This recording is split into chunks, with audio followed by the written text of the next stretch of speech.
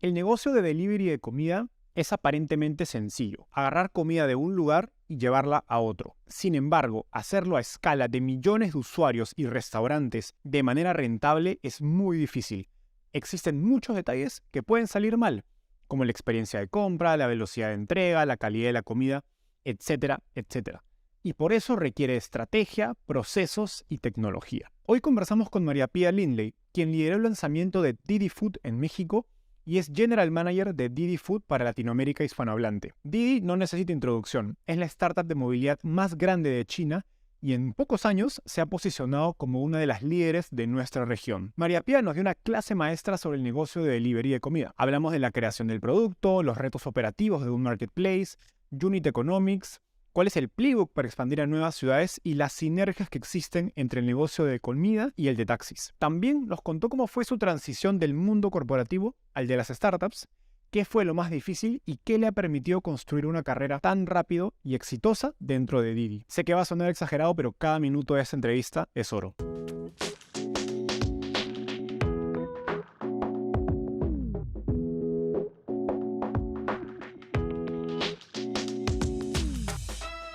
Ya tienes Product Market Fit, pero no tienes el talento experto en tecnología para impulsar tu empresa. Por ello, Talently Hire te conecta en menos de 72 horas con desarrolladores de software con al menos 3 años de experiencia.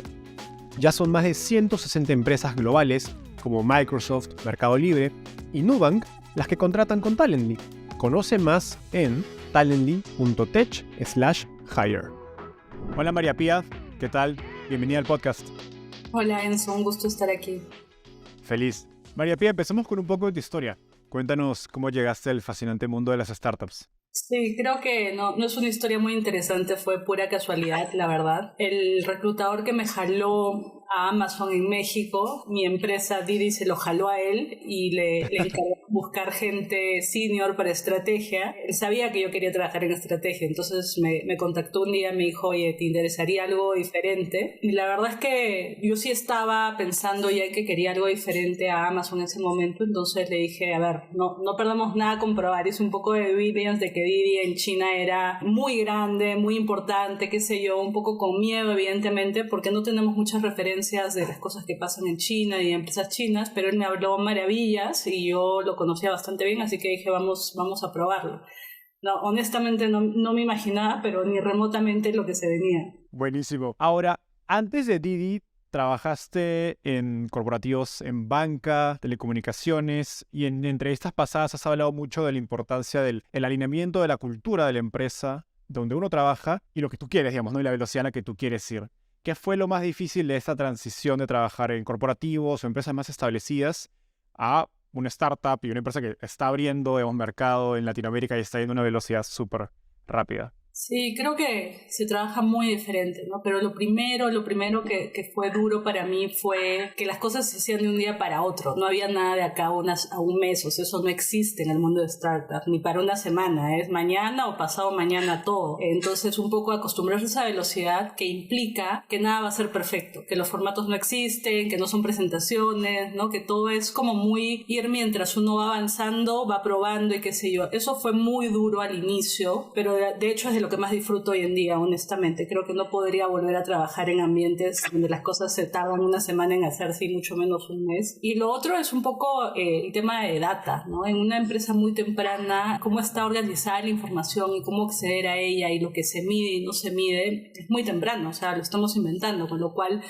la data está desestructurada, desorganizada, no necesariamente estás viendo todo lo que quiero y a veces tener conversaciones de que yo vi este indicador y yo vi el mismo pero decía otro número, cosas así, era una pesadilla para alguien que venía de finanzas y que estaba acostumbrada pues a que había un solo número para todo. Eso fue lo más duro al inicio. Ayer me comentabas que tu nuevo rol en Didi es directora de Didi Food para Spanish LATAM y sin duda creo que has tenido una progresión bastante rápida. Si uno ve tu LinkedIn, creo que cada año has tenido un rol de mucho más responsabilidad. Guíanos por tu progresión dentro de la compañía. ¿Cuáles han sido algunos momentos clave para destacarte y pues que te han llevado a este rol actual? Sí, entré como para armar un área de estrategia. Cuando entré ahí éramos menos de 20 personas en la compañía y solamente estábamos haciendo el negocio de ride hailing, que es el de transporte. Ese primer año honestamente fue fue brutal en términos de la cantidad de responsabilidades, porque empecé a armar un área de estrategia, 3 meses después me dieron un área de producto y 3 meses después me dieron un área de operaciones, pero fueron sumando, o sea, no me cambiaron de rol, me dieron más y más y más. Entonces terminé el año, en verdad, con 4 o 5 roles diferentes. Luego me dieron taxi, qué sé yo. Y creo que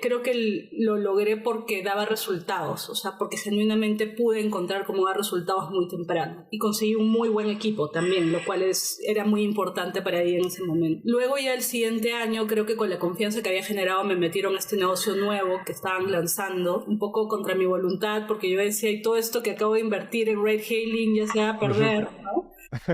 Me dijo, de verdad, te quiero ahí. Fue difícil porque además era un rol en Monterrey, entonces yo tenía que viajar toda la semana así y vuelta. Y ese rol en Monterrey, creo que lo que un poco fue un momento clave es que empezó la pandemia. O sea, me dan el rol y en marzo, digamos que empiezan todos los cierres, entonces ahí me dieron el rol de hacer el grupo de trabajo para ver cómo íbamos a manejar la pandemia, sin saber de qué se trataba la pandemia, qué esperar. Entonces sí lideré a nivel nacional el grupo de trabajo de pandemia. Creo que dentro de todas las limitaciones y las cosas terribles que sucedieron, hicimos lo mejor que pudimos, y luego de ese manejo ya empezamos un poco otra vez etapa de crecimiento, dado que había una oportunidad muy interesante para los restaurantes que estaban cerrados. Nosotros habíamos decidido que ese año lo que íbamos a hacer era estabilizar el negocio. La pandemia nos cambió todo. En vez de estabilizar el negocio, que era opera Monterrey y hazlo rentable, pasamos a lanza todas las ciudades que puedas mañana. Entonces toda la segunda mitad del año fue lanzar ciudades, tratar de ingresar a nuevos mercados, lo cual no había estado planeado pues ni un mes antes. Y creo que esos momentos de alguna manera fueron claves para un poco posicionarme en la compañía y ganarme la confianza tanto de mi jefe como de nuestros inversionistas. ¿Qué dirías que fue lo más difícil de esos momentos y de dónde te has llevado las lecciones más grandes? Momentos difíciles, creo que sin duda el miedo que hubo para hacer ese grupo de trabajo, porque evidentemente estábamos hablando de riesgos altísimos, ¿no? Entonces eran momentos difíciles en la medida en que sabíamos que estábamos en una situación donde había demasiada incertidumbre y que si las cosas salían mal podíamos generar mucho riesgo para las personas involucradas. Entonces creo que ahí todo lo que tuvimos que hacer en términos de enterarnos de lo que estaba sucediendo con el virus, que no sabíamos de qué se trataba, fue bastante duro. Y creo que me sirvió muchísimo para volverme una mejor planificadora, ¿no? Y creo que esto puede sonar contraproducente en el mundo de startups, pero yo planifico todo. Seguramente nada va a salir como lo planifico, pero algo que no tiene un plan, para mí no tiene ejecución. Y mi plan involucra varios escenarios contingentes, sin duda. Creo que otro momento difícil en Didi fue, sin duda, recientemente que tuvimos que dejar ir, como cualquier empresa, a algunas personas ante el cambio en los mercados de capitales. Muy duro, porque habíamos venido de un mundo donde crecíamos exponencialmente todos los años y eso implicaba crecer en equipo. Y esta fue la primera vez que tuvimos que sentarnos a decir, hay que hacer un ejercicio de pensar en eficiencia. Y evidentemente cuando uno está hablando de gente con la que he trabajado, es un ejercicio tremendamente duro, ¿no? Y algo a lo que no estábamos acostumbrados, porque al ser una startup tampoco es que teníamos pues grandes sistemas de evaluación de desempeño, qué sé yo. Entonces fue un ejercicio duro, sin duda. ¿Cuál ha sido tu aprendizaje acerca de cómo hacer mejor esos despidos o dejar ir gente? O sea, la manera más humana de hacerlo. ¿Qué cosas crees que un emprendedor o un manager, incluso una startup que está creciendo, debe considerar al momento de hacerlo? Porque, bueno, Didi no es la primera y tampoco va a ser la única. Se vienen muchas más compañías que lo van a tener que hacer probablemente más tarde que temprano. Sí, creo que es muy difícil, ¿no? Cuando uno deja ir a una persona y le dice no es por tu desempeño. Uno siempre se lo toma personal, ¿no? Entonces es durísimo para las personas. Pero creo que es algo que tiene que estar muy claro. Cuando las empresas en este tipo de situaciones hacen recortes, genuinamente no están tomando decisiones basadas en desempeño ni en algo que alguien hizo mal y lo que sea. Entonces creo que primero, que eso tiene que estar claro desde el momento cero y no tiene que haber ningún lugar a duda. Lo segundo, evidentemente, es tratar de dar todo el tiempo que uno pueda a esa persona para, de alguna manera, cerrar sus cosas, recolocarse, ¿no? O sea, en la medida de lo posible, nosotros al inicio, las primeras personas que dejamos de ir, de alguna manera busqué que les dieran como 4 meses para que estuvieran preparadas. Si se querían ir antes, estaba muy bien, ¿no? Pero de alguna manera que no sea eso de un día para otro, porque también es una situación terrible donde la gente llega y en eso se tiene que ir a su casa. Creo que pensando mucho en la dignidad, en la autoestima, que imposible protegerla de todos, la seguridad financiera sin duda. En México tenemos ponemos las leyes, creo que relevantes para que todas las personas que se van estén de alguna manera cómodas por un tiempo mientras vuelven a buscar trabajo. Entiendo que en Estados Unidos, por ejemplo, eso no sucede, entonces es mucho más duro, pero te diría que un poco por ahí, siempre pensando, o sea, tratando de tener empatía con la situación de la persona, pero asegurando que sus derechos laborales en países como este, donde están muy protegidos, las cosas se hagan correctamente. Continuando por el tema de carrera y, por cierto, gracias por compartir eso. La mayoría de tus roles en corporativos fueron en estrategia, finanzas, análisis de inversiones. Y bueno, y de hecho llegas a ti, como decías, como líder de estrategia, pero luego te ha tocado hacer de absolutamente todo, operaciones, producto, pues lanzar el negocio de delivery de comida desde cero, que imagino implica también una serie de habilidades distintas, desde legal, contratar, etcétera. Entonces es un cambio bastante dramático en las habilidades y roles que ha demandado de ti. ¿Qué has aprendido, vamos, acerca de cómo hacer una carrera en una startup que tiene esa alta demanda, ¿no? No sé qué prácticas, mentalidad o consejos tienes para personas que están empezando a trabajar en una startup. Creo que la primera, desde mi perspectiva en el mundo de las startups, es esta muy alta tolerancia a la frustración y saber que uno no controla absolutamente nada, ¿no? Eso de tener predictibilidad de qué va a pasar con tu vida, de que una semana no existe, ¿no? Y si tú vives pensando que tú puedes controlar tu agenda y un montón de cosas, mueres de estrés. Entonces es un poco esa tolerancia a la frustración, volverse muy flexible, creo que son importantes, pero te diría que lo más importante, al menos en mi caso, ha sido una mezcla de ownership. O sea, yo siempre me creí que yo estaba chambeando como que fuera mi empresa, ¿no? Y hasta el día de hoy todo lo que hago relacionado a Didi lo tomo como una decisión de lo que yo haría para mi propia empresa, jamás pensando como esa diferencia entre, ya sabes, yo soy empleado, entonces a mí no me importa, no. Todo es mi responsabilidad. Y lo segundo, la capacidad de dar resultados, o la capacidad de ejecución, digamos, ¿no? Que no es menor. Y creo que muchas veces uno, desde la perspectiva de teoría, cree que si sigue los pasos correctos va a llegar a los resultados, pero la verdad es que cuando no hay pasos, la capacidad de ejecución es brutal y un poco se relaciona con lo que te decía de tener planes de contingencia, tener aliados, empezar a ver qué cosas son dependencias, qué cosas son paralelas. Para poder ejecutar, yo he contratado gente brillante en Didi que desafortunadamente no podía ejecutar, podía hacer muy buenas presentaciones y muy buenos modelos, entonces es muy muy importante. Pensando en lo que hablas de ownership, me resonó bastante porque creo que es algo difícil de conseguir en tu equipo. Y he escuchado emprendedores que dicen, sí, yo quiero contratar gente que sienta que la empresa es de ellos y que den el 110, 120%. Y he escuchado otros emprendedores que dicen, a ver, yo contrato sin esa expectativa porque me parece que es irreal. ¿Dónde te sientas tú en eso? Creo que eso depende enteramente de cómo está estructurada una compañía, ¿no? O sea, yo he trabajado en compañías donde... Y yo siempre he tenido el hambre de tener ownership de todo lo que hago. Creo que cualquiera de mis ex jefes te va a decir que lo más duro de trabajar conmigo era que yo quería hacer las cosas a mi manera, siempre, y yo ser la dueña de todo. Que nadie me diga cómo hacerlas ni nada. Donde eso no funciona, porque ya todo está hecho, existen playbooks para todo. Entonces hay empresas donde tú sigues el playbook y consigues lo que se necesita, o estás enfocado en una parte de un gran proceso, y si tú no cumples con esa parte como lo tienes que hacer, no se da. Creo que hay otras empresas, y no conozco tantas startups, para ser honesto, pero en Didi, digamos que nosotros no solamente le decimos a la gente queremos que tengas ownership, sino que le damos todas las herramientas y el presupuesto para que esa persona se encargue de darme el resultado. Su jefe no se va a sentar a decirle abre esta web, métete, no, es un poquito como, ok, estás a cargo de los usuarios, gracias, ¿no? Entonces a la fuerza un poco la gente tiene que tener ownership sí o sí, si no en nuestra estructura no funciona. Genial. Volviendo a la pregunta anterior, en términos de ejecución, has tenido que aprender muchas habilidades distintas a las que quizás antes de Didi no habías estado expuesta. ¿Tienes algunos tips o recomendaciones en torno a cómo aprender esas cosas que pues, te toca enfrentar por primera vez? Mira, no necesariamente es lo más práctico, pero es algo que funciona mucho para mí, que es cuestionar todo, ¿vale? Decir, tú me decías temas de legal, temas regulatorios, temas de seguridad en el trabajo, todos esos temas que me tuve que meter, en especial ponte seguridad es importantísimo en el negocio de ride hailing, temas regulatorios con todas las tendencias que están viniendo a nivel mundial son importantísimas. Y no asumí nada de lo que me decían como verdad ni como dado. Entonces me metí a preguntar al nivel de pásame la ley, ¿no? Así, pero ¿por qué? Yo te dije, no, pásame la ley, yo la voy a leer, porque la realidad es que todo está sujeto a interpretaciones, e insisto que una industria nueva, para mí no hay todavía best practices, no hay playbooks, no hay nada. Entonces, cuestionando y cuestionando y cuestionando es que me enteré y entendí un montón de cosas que de otra manera no lo habría hecho. Genial, me encanta eso. Ahora, me gustaría hablar sobre tu rol lanzando el negocio de delivery de comida dentro de Didi, porque creo que es una experiencia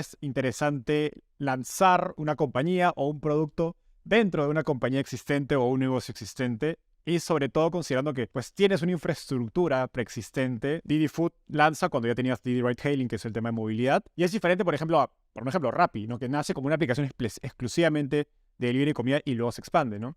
Cuéntanos a nivel general cómo es pues liderar un negocio que están haciendo dentro de una compañía preexistente. Creo que evidentemente tiene pros y contras. Creo que el pro más evidente es que mi principal inversionista es mi negocio de ride hailing, con lo cual de alguna manera nosotros tenemos una situación diferente a la de otras startups que solamente tienen un negocio o digamos están enfocadas en eso. Evidentemente también hay mucho conocimiento de ingeniería, de algoritmos, de sistemas que naturalmente generan que nosotros lancemos el negocio de entrega de comida porque teníamos la hipótesis de que podíamos manejar algoritmos para despacho y qué sé yo, y de ahí nacen. Entonces ahí hay algo de conocimiento acumulado de lo que no podemos apalancar y mejores prácticas, porque para serte honesta creo que nadie se imagina lo difícil que es crear un buen algoritmo. Es una locura la cantidad de reglas que ni te imaginas que hay, ¿no? Detalle tras detalle tras detalle que hacen toda la diferencia. Entonces en vez de empezar a aprenderlo de cero, de alguna manera hay cosas que dices, oye, así lo hacíamos en ride hailing, hagámoslo aquí así, ¿no? Creo que lo que no estaba tan bueno es que éramos el hermano menor. Entonces, en un mundo donde Didi de China es la compañía de movilidad más grande del mundo, o sea, la cantidad de viajes que hacen en ride hailing no se compara con ninguna empresa del mundo. Entonces, ese volumen y ese aprendizaje que han generado durante tantos años, de alguna manera ensombrece nuestro negocio chiquitito y a veces somos el hermanito menor que tiene que estar pidiendo atención de papá. Eso no está tan bueno de alguna manera.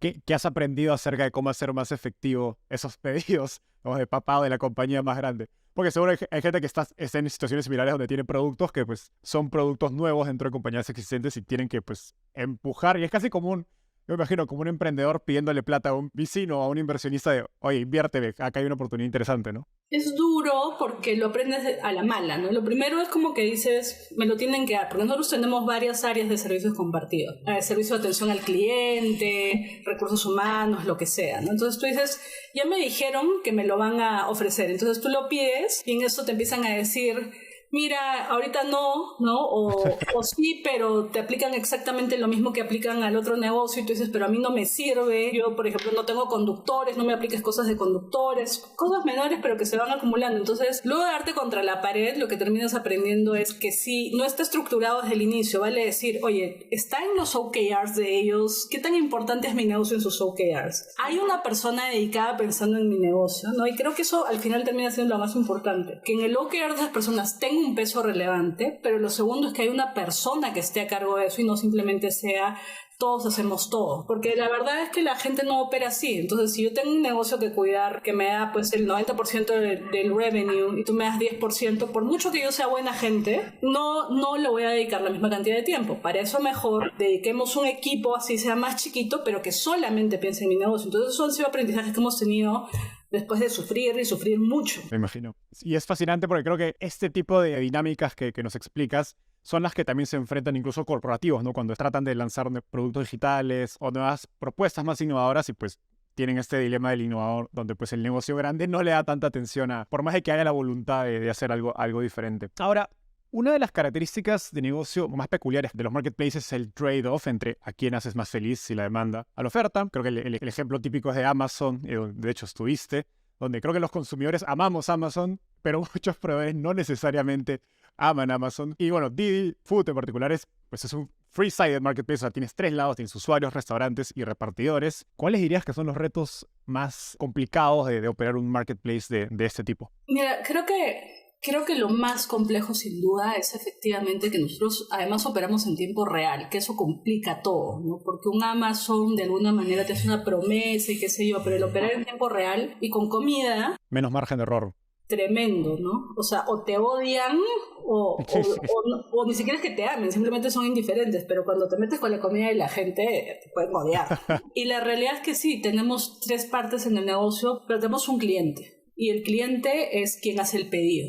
Y las otras dos partes del negocio, de alguna manera, interactúan para que eso suceda. Entonces, creo que la filosofía siempre es primero cliente, pero mi equipo de restaurantes, su principal meta es que los restaurantes nos amen. O sea, yo no quiero restaurantes infelices, a ver, no porque no soy Amazon, me es indiferente, porque si un restaurante no está feliz conmigo, va a dejar de trabajar conmigo, así de sencillo. Y el restaurante es quien asegura la calidad de la comida, el restaurante es el que es creativo, el restaurante hace muchísimas cosas que yo no puedo hacer y jamás querría hacer. Entonces, es mi principal interés que mis restaurantes me prefieran primero y eventualmente que me amen y digan, oye, yo prefiero trabajar con Didi, yo quiero trabajar con Didi, yo quiero crecer con Didi. Entonces sí le metemos mucha chamba a pensar cómo hacer que los restaurantes nos prefieran y nos prefieran cada vez más. Nosotros de hecho no creemos en las exclusividades justamente por esa razón, nos parece innecesario desde una perspectiva de cómo funciona el negocio. Yo jamás quiero que un restaurante esté atrapado conmigo. Lo que yo quiero es que ese restaurante diga, tengo 3 opciones, pero yo prefiero que Didi sea la plataforma por la que me hacen pedidos, porque me atiende mejor, porque me da mejores condiciones, porque me da más crecimiento. Entonces, yo soy una fiel creyente de que la economía de libre mercado funciona para los consumidores y para los vendors en este caso. Totalmente de acuerdo. Creo que las exclusividades al final ocultan si realmente eres el jugador más competitivo del mercado, ¿no? Y es una manera de tapar quizás los problemas en tu propuesta de valor. Siguiendo en la línea del negocio de delivery, algo creo interesante es que el job to be done de entregar comida es bastante sencillo, ¿no? Es agarrar comida de un lugar y llevarla a otro, pero hay muchísimos detalles en ese proceso que determinan el éxito o el fracaso de la experiencia.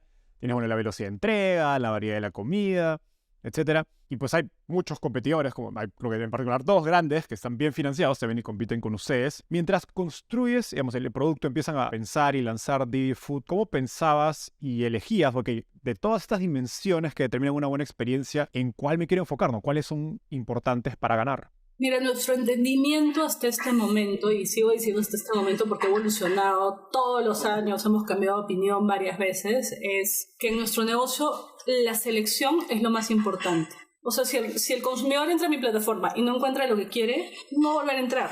Nuestra propuesta fundamental de valor siempre ha sido dar valor por dinero, ser la plataforma de mayor valor por dinero. Pero eso no tiene sentido si no tengo la selección que el cliente está buscando. Entonces, la selección es no negociable. El valor por el dinero para mí es fundamental porque nosotros estamos enfocados en clase media emergente. Y la clase media emergente está todo el tiempo optimizando su presupuesto. Entonces, para mí es fundamental dar ese valor. Y la experiencia no es que no sea importante, pero tiene un montón de dimensiones y también tenemos que escoger dónde, ¿no? ¿A qué me refiero con un montón de dimensiones? La aplicación, el momento de pedir la orden, el momento de traquear la orden en la aplicación, qué tan confiable es lo que te prometo en términos de tiempos, cómo se comporta el repartidor cuando llega, cómo está el empaque, si tienes un problema puedes contactar a servicio al cliente o no, si sí lo puedes contactar, tienes un mecanismo donde te sientes bien tratado y reconocido, te hicieron el reembolso, te compensaron. Entonces hay muchísimas dimensiones aquí en términos de experiencia. Nosotros hemos empezado enfocándonos en selección y valor por el dinero, estamos enfocándonos cada vez más en experiencia, pero la realidad es que la experiencia en este momento, lo que yo quiero es que no te des cuenta. Mi ambición en este momento es que no te des cuenta. No que estés wow, no que estés sorprendido de que rápido llego o que no, sino que no sea un tema, ¿no? Y en eso estamos trabajando ahorita. Ojalá en algún momento, a mí me sorprendía mucho, el mayor negocio de entrega de comida en el mundo está en China. Es un competidor que tiene más del 80% del mercado de China. Y mi jefe me decía, ellos son los mejores en selección, los mejores en precio y los mejores en experiencia. Y yo le decía, no, eso no puede ser. La teoría indica que eso no existe. Así, eso me explicaron en todas mis clases de Business School. Y él me decía, es así. Y literalmente estamos entendiendo que efectivamente es posible que uno sea bueno o el mejor en todas las dimensiones, así que hacia allá vamos. Solamente que no es de un día para otro, ¿no? ¿Qué errores cometieron? ¿Qué lecciones aprendiste en ese proceso de elegir esas dimensiones? Uy, infinitos, ¿no? Porque ¿qué cosa es una buena selección? No lo sabíamos, entonces empezamos pensando que una buena selección es tráeme todo. buena selección es número de restaurantes, ¿no? Luego nos dimos cuenta que no, oye, necesitamos más marcas conocidas, entonces empezamos a iterar marcas conocidas. Luego empezamos a pensar un poco más en variedades de tipo de comida y seguimos en nuestro aprendizaje de qué cosa es selección, pero esa primera decisión de decir selección es tráeme todo fue muy costosa en términos de aprendizaje, muy, muy costosa. En términos de valor para el dinero, lo mismo, ¿no? ¿Qué cosa es valor por el dinero en un negocio donde tienes tarifa de entrega, el costo del plato y promoción? ¿Qué cosa es lo más importante, ¿no? Al inicio empiezas con un montón de hipótesis y luego vas afinando. ¿Qué es lo más importante para el cliente? La realidad es que no hay un silver bullet que te diga, si haces bien esto, entonces el cliente piensa que eres la mejor aplicación. Además, porque no hay como control, o sea, los restauranteros son dueños de su precio. Entonces ellos pueden poner genuinamente el precio que quieren. Entonces ahí, ¿cómo motivas a que el restaurantero ponga el mismo precio que tiene en la calle? ¿Cómo motivas a que el restaurantero te ponga promociones? Un montón de cosas, pero esa ecuación de tarifa de entrega, precio del plato y promoción es compleja. Lo bueno es que tienes 3 palancas y hay otras compañías además que cobran una cosa que se llama tarifa de servicio, una cosa así que no sabemos qué es. Entonces ahí tienen 4 palancas, pero es complejo. Espero que estés disfrutando esta entrevista tanto como nosotros disfrutamos grabando. Me encantaría saber qué te pareció y qué otros temas te gustaría que tratemos en los próximos episodios. Así que no olvides dejarnos sus comentarios. Aprovecho en contarte que si bien nuestro canal de YouTube es nuevo, tenemos más de 100 entrevistas como esta y cada semana traemos a un invitado nuevo. Freddy Vega de Platzi, Pamela Valdés de Vic, Daniel Undurraga de Corner Shop y muchos más de los referentes de la industria de tecnología y startups en Latinoamérica han pasado por Startupear. Pero eso no es todo. Llevamos más de 3 años creando una biblioteca de contenido gratuito sobre emprendimiento y tecnología. Puedes revisar nuestro glosario con todos los términos técnicos de emprendimiento, nuestro blog con guías, tips y lecciones clave sobre startups y nuestro directorio donde encontrarás un listado con las startups e inversionistas más importantes de la región. Ingresa a startupeable.com dando clic aquí arriba y acelera tu crecimiento en el mundo de las startups. Por último, no dejes de suscribirte y seguirnos en redes sociales. Ahora sí, de vuelta al episodio.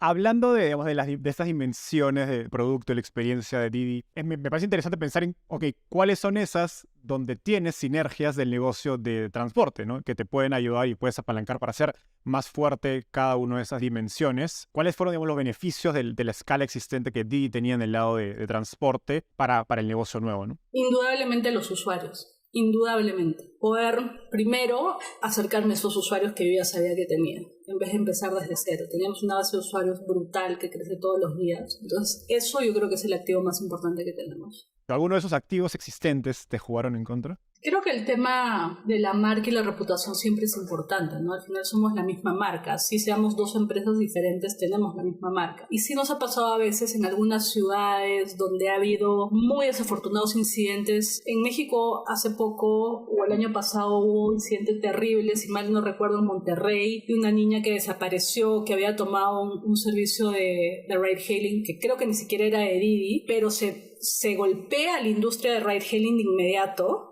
Y por default la gente hace esas relaciones que son inconscientes. Entonces sí creo que ahí hay si bien nos beneficiamos cuando le da muy bien a la marca de Didi, también cuando pasa cualquier otra cosa en la industria, creo que nos pega. La gente pierde confianza. Qué interesante. Ahora, gran parte, si no la mayoría de la rentabilidad del negocio de delivery sucede a escala, o al menos es lo que entiendo. O sea que si tienes en una ciudad 1,000 usuarios, quizás no es un negocio rentable. Si tienes 100,000 usuarios, sí es un negocio rentable. Y me imagino que también varía dependiendo de la ciudad. Pero en un inicio, pues es bastante difícil proyectar, ¿no? Y hablando que nos hablas de planificar hace un rato, es bastante en un inicio poder proyectar esa escala o cuál es la escala correcta para que pues, los unit economics funcionen del negocio a largo plazo y sobre todo cuando estás abriendo pues, una ciudad nueva. Cuéntanos pues esta experiencia de construir un negocio donde los unit economics son inciertos desde el principio y cómo afectaba sus decisiones de precio, de las dimensiones de producto que hablábamos, del take rate, etc. Sí, creo que para beneficio nuestro Didi vino con una mentalidad de negocio sostenible siempre. Creo que hay algunas startups que sí hacen al contrario y dicen ojalá nos vaya bien y ya lo resolveremos en el camino. Y desde el momento cero a mí me pedía así,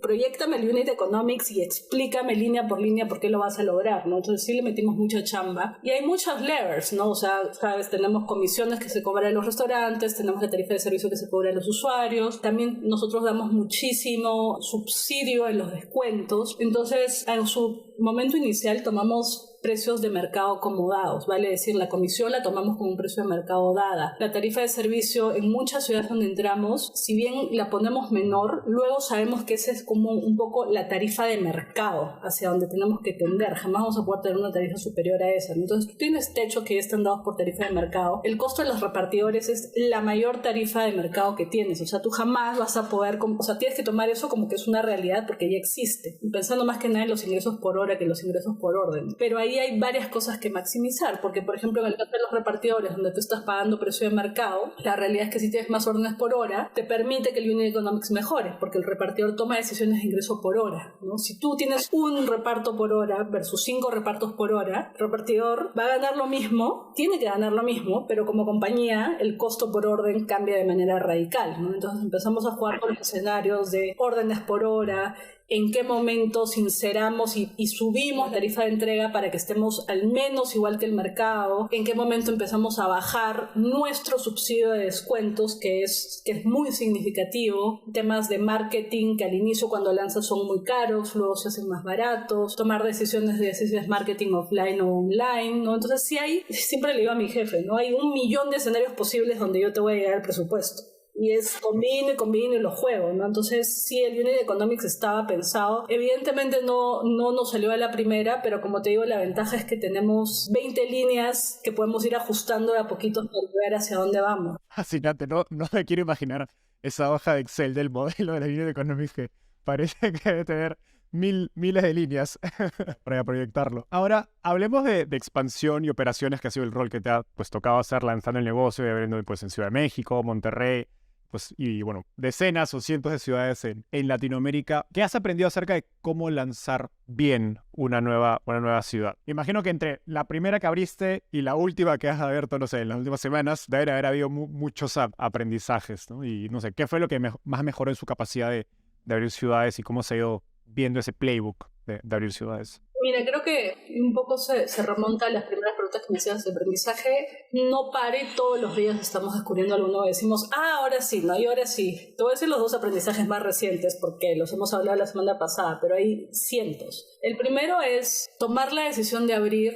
en especial en pandemia, la hacíamos desde el escritorio, con la información disponible que había en línea, población, densidad poblacional, número de restaurantes, vamos. Evidentemente luego entendimos que esa información es tremendamente limitada y tremendamente equivocada. Y recientemente hemos exitosamente aprendido a encontrar buenos proxies que no tienen que ver con información poblacional, ¿no? Como retailers, centros comerciales, cosas así que son... Toda esa gente hizo esa chamba, la hizo muy bien porque tienen áreas completas para decidir. Tienen el mismo público objetivo que yo, entonces hemos empezado a meter eso como factor para tomar decisiones de dónde, no solo en ciudades, sino en qué áreas de las ciudades tengo que estar. Creo que eso ha sido un buen aprendizaje. Y el otro, en su momento lanzábamos muy rápido por la necesidad de pandemia, pero eso tenía el costo de lanzar como con la selección a medias. Ahora creo que ya nos podemos dar el lujo primero de entender, ya sabemos que la selección no es dame 100 restaurantes, sino necesito tales marcas, tales tipos de comida, qué sé yo. Entonces otro gran aprendizaje es lanzar con la selección bien puesta, porque de lo contrario lo que nos pasó muy temprano es que por la velocidad de lanzar, lanzábamos con una selección a medias, todos esos usuarios no volvían. Entonces era un costo brutal que venía un usuario y decía, a ver, me has dado un cupón, lo voy a usar porque tengo un cupón, pero nada de lo que tienes me gusta. Entonces uso mi cupón, te genero costo y me voy. Y encima le hablo mal a la gente de tu plataforma porque no tienes lo que quiere, ¿no? Entonces era lo que conocemos como burn, pero en su máxima expresión. Qué fascinante. Claro, generas todo el interés del lanzamiento y luego el cliente llegaba y se terminaba yendo por eso. Entonces ahora es como una mirada mucho más de sniper, ¿no? De, ok, vamos a ir a esta ciudad con esta selección específica que nos genere el mejor retorno al momento de lanzar. Ahora, he escuchado que las aplicaciones y esto de amigos que han trabajado en la industria, que las aplicaciones de delivery de comida se pelean por los mejores restaurantes al lanzar un nuevo mercado. ¿Puedes explicar la lógica de la dinámica competitiva que hay en este mercado? Y también qué significa tener un mejor restaurante en este contexto, porque pues mejor puede significar muchas cosas, ¿no? Sabor, marca, etcétera. Sí, creo que cada aplicación tiene un paradigma diferente, ¿no? Nosotros, como te decía un poco, primero no nos peleamos por nada porque no queremos exclusivas. Entonces, bienvenidos todos, que todas las aplicaciones participen de ese restaurante, mejor para mí, y luego que me escojan porque eso me obliga a ser mejor. ¿Qué es un mejor restaurante? Es muy relativo porque efectivamente mucha gente entiende mejor restaurante como un restaurante muy como de high-end, muy conocido. Para nosotros un buen restaurante es un restaurante que a priori yo puedo encontrar muchos reviews y buenos reviews en Google, que puede ser una taquería y evidentemente nuestros mejores restaurantes son taquerías o food trucks, así que abren en la calle, ¿no? Y venden espectacular. Entonces, para mí food truck es una exageración para México. Igual. Para mí un buen restaurante es un restaurante que la gente conoce, que la gente busca, que tiene buenos reviews, y después de eso es un restaurante que quiere trabajar con una plataforma, porque ojo que trabajar en una plataforma no es te doy mi menú para que ojalá alguien cuando no quiera venir me pida. De eso no se trata, ¿no? Es, oye, ¿qué cosa sí se puede vender en línea? ¿Qué cosa no? ¿Qué sale rápido? ¿Cuál es el precio correcto? ¿Qué es lo que la gente pide? Es absolutamente diferente salir a comer a la calle que pedir en línea. Entonces, si el restaurante le quiere meter ganas y quiere chambear en su menú y qué sé yo, la diferencia es el día y la noche respecto de lo bien que le puede ir en una plataforma. Entonces, sobre que ya sea un buen restaurante, lo que nosotros le decimos offline, que quiera seguir creciendo y que le mete un poquito de chamba a pensar cómo operar en la plataforma, ya lo hace espectacular. ¿Cómo has visto este crecimiento de adopción de las plataformas digitales del lado de los restaurantes desde que empezaron hasta hoy? Y me imagino también que COVID generó muchos restaurantes cerraron en COVID, entonces imagino que también hay una como renovación en la oferta existente de restaurantes. ¿Cómo ves evolucionando esto del lado, digamos, del supply, ¿no? Que son los restaurantes? Sí, creo que COVID también fue una oportunidad porque restaurantes que jamás en su vida habrían trabajado con una plataforma, de alguna manera dijeron, si no trabajo con la plataforma no tengo demanda, ¿no? Entonces eso nos abrió la puerta de muchos, pero el temor grande era qué va a pasar cuando se reabre la ciudad y estos restaurantes ya no van a tener incentivos a trabajar con nosotros. Creo que la gran noticia fue que como sí le generamos valor, como sí le generamos crecimiento adicional, como sí habían dos tipos de clientes, los restaurantes decidieron quedarse. Y la realidad es que también los grupos de restauranteros, la industria, la gente se conoce, la gente habla, la gente comparte, tienen grupos de WhatsApp, tienen 50 cosas, ¿no? Entonces, para nosotros también es súper importante que nuestros restaurantes estén felices porque comentan absolutamente todo lo que pasa unos con otros y entre ellos se recomiendan cosas y te dicen no trabajes con este, trabaja con este. Sí creo que COVID abrió, por lo menos desde una perspectiva de comportamiento, que los restauranteros dijeran, a ver, vamos a probar. Y una vez que nos permitieron entrar para probar, ya era más nuestra chamba de mostrarles que había valor, ¿no? Que creo que de otra manera esa opción habría tardado seguramente 5 años más, porque muchos hubieran seguido con... En especial en México es curioso que los restaurantes te dicen... Estoy bien, yo no quiero crecer más. Mis equipos están muy sorprendidos porque en Colombia y en Perú todos quieren crecer, o sea, nadie está como que ya no quiero, ¿no? Tú vas a hablar con cualquier restaurante y dice, dame más venta, más venta, más venta. Acá un montón te dicen, no, ¿sabes qué? Ya no quiero más crecimiento.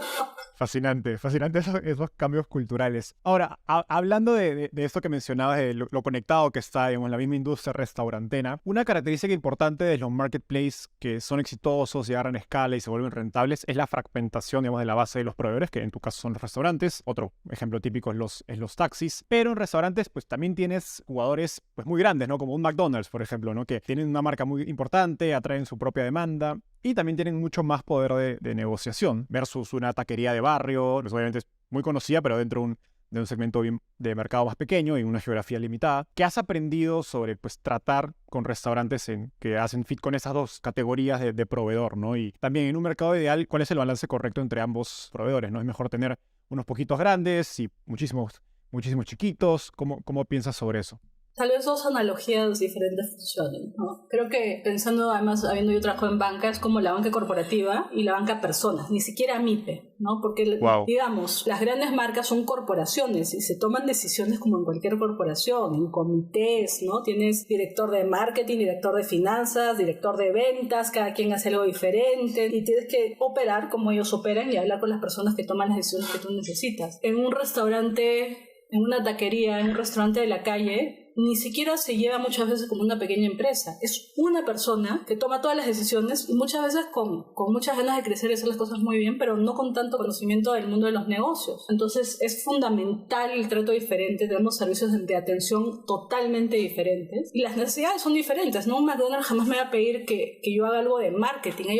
Ellos hacen marketing hace muchos años más que yo y mucho mejor. Un restaurante chico necesita ayuda en marketing, necesita ayuda en merchandising, necesita ayuda en qué cosa es una buena promoción, qué cosa es un buen combo, o sea, necesidades diferentes de todas maneras. Cuando piensas en tu base de proveedores ya dentro de la plataforma, ¿cómo piensas acerca de la combinación correcta entre pues, este perfil de restaurantes más corporativos, estilo McDonald's, versus los más pequeños que necesitan mucho más ayuda, ¿no? Sí, la analogía aquí es como la del centro comercial. Las marcas grandes son mis anclas, son las que generan que la gente confíe, son las que generan el tráfico. Entonces, sin esas marcas anclas, la plataforma no tiene el tráfico de gente que ya vio a McDonald's y luego dice, pero mira, acá abajo hay algo que da confianza que la tengas, genera que la gente entre y entonces empieza a generar prueba de otras tiendas que están en mi centro comercial. Es un poco así como lo manejamos. Pero del lado del negocio, para ti el cliente, el usuario final que compra un restaurante pequeño es mucho más rentable del que compra un restaurante grande, me imagino, haciendo el paralelo con el supermercado. No necesariamente, porque los subsidios que doy por tipo de cliente también son diferentes y por tipo de restaurantes son diferentes, ¿no? Entonces siempre está ese componente de que yo en mi plataforma todavía doy subsidios para asegurar mi propuesta de valor por el dinero. Entonces, claro, independientemente de que las comisiones tal vez puedan variar, qué sé yo, hay un montón de otras cosas que de alguna manera yo todavía estoy invirtiendo en crecer esos restaurantes más chicos. Y además los clientes usualmente no es que compren en restaurantes chicos o en restaurantes grandes. Mi cliente en promedio está comprando en todo. Y tal vez sus primeras compras son solamente en restaurantes grandes y luego se van a chicos, pero luego los fines de semana vuelven a grandes a pedir combos y qué sé yo, ¿no? Interesante. Didi, tanto transporte como delivery, pues ha experimentado hipercrecimiento, tanto en México como en Latinoamérica. ¿Qué retos operativos han enfrentado en este proceso? Y pues que no sé, ¿qué lecciones te has llevado que digas, pucha, me hubiera gustado saber esto antes y prepararme antes de esto?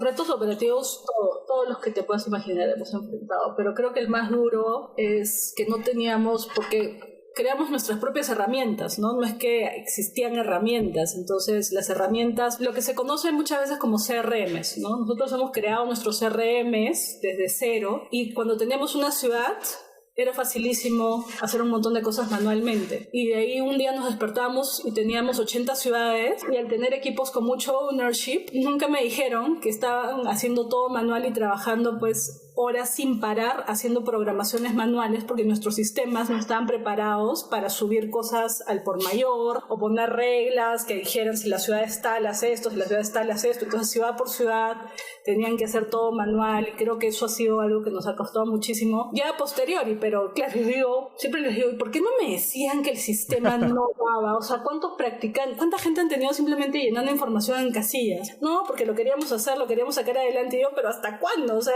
ahora tenemos 200 ciudades y vamos a seguir haciendo lo mismo. Creo que eso fue el aprendizaje más grande, que nuestros sistemas no se habían diseñado para operar cientos de ciudades. Entonces, primero la gente tomó el costo, luego los pobres ingenieros tomaron el costo y ahí ahorita todavía estamos tratando de tener los sistemas correctos. María Pía, ha estado increíble esta conversación. Llegamos al segmento final. Básicamente te voy a hacer una pregunta y me tienes que responder en menos de un minuto. ¿Estás lista?